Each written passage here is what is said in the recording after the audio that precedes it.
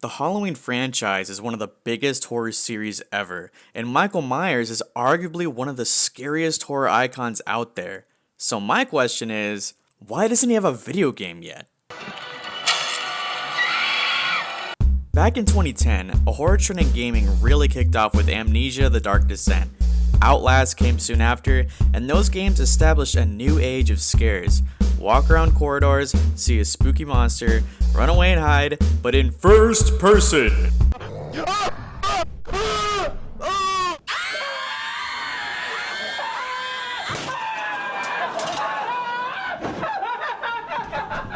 They didn't have much nuance, but they were new and fresh at the time.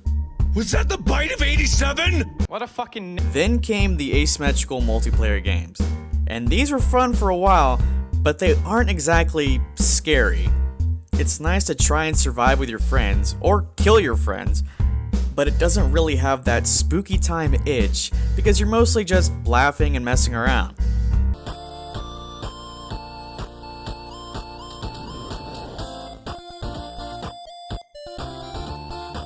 Yeah, that's not funny, Arthur. That's not the kind of humor we do on this show. Okay. That brings me to Halloween. You see, all these horror games now either go the Outlast, Amnesia route, or we have Friday the 13th, Texas Chainsaw Massacre, Evil Dead the game, where it's all the same 4 survivors, 1 killer, dull, overdone game mode type.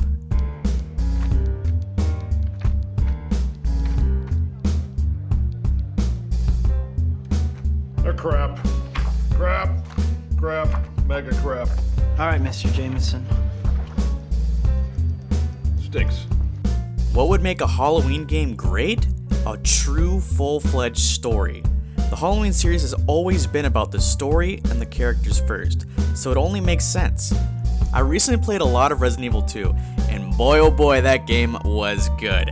This is where I think a lot of elements should be taken from, and what a lot of other horror games should start doing. Let the player fight back.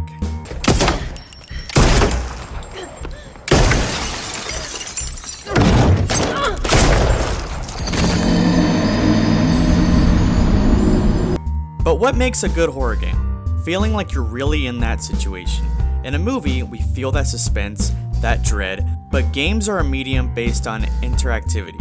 And the Resident Evil games give that extra sense of terror and satisfaction when you manage to get through some crazy shit with your wits, your guts, and good inventory management.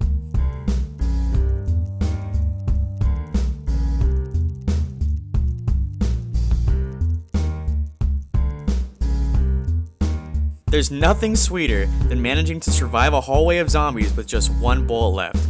You feel like you're outmatched, but you still got the resolve to push through this. And on the flip side, there's nothing more horrifying than knowing that you only have 1 bullet left and you still gotta go ahead to the next room. So imagine this, a Halloween game where you play as a survivor character and the whole game is you being pursued and stalked by this scary ass unstoppable force. You have to rely on your wits and your perception to get by. You might find some health packs, a knife, maybe a gun, but ammo is scarce. The gun won't really do much, but at least it'll slow him down so you can escape. Resident Evil 2 also has a mechanic like this. The tyrant searches for you for a good portion of the game, hearing his footsteps, seeing him turn the corner, being totally helpless to stop him. That's enough to make a grown man cry. Jesus, stay back! I just can't do it. I can't take this shit no more, man. What's even cooler about him too is that he doesn't disappear. He's a constant force in the game, even when he doesn't need to be loaded in. Literally, modders out there, just give him a Michael Myers skin and let's call it a day. We could also have a variety of locations. Let's say you start in your house. You have a basement, a backyard, then you have to move to the streets, go to the police station, the hospital. The possibilities are endless. One of the things I loved was that it almost felt like an open world.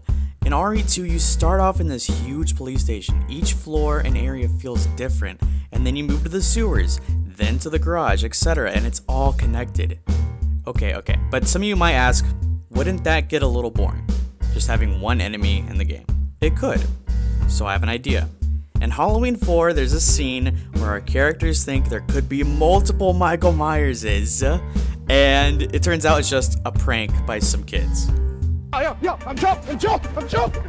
Stop the break. Stop. What if in this game we have copycat killers, fanatics of Michael Myers? Unlike him, when you shoot them or stab them, they'll die just as easy as normal human beings. But you'll still get that jolt of fear when you first see them because you won't be entirely sure if he's the real deal or not. And when the real deal does show up, you'll be shitting bricks, basically. Oh, shit, man.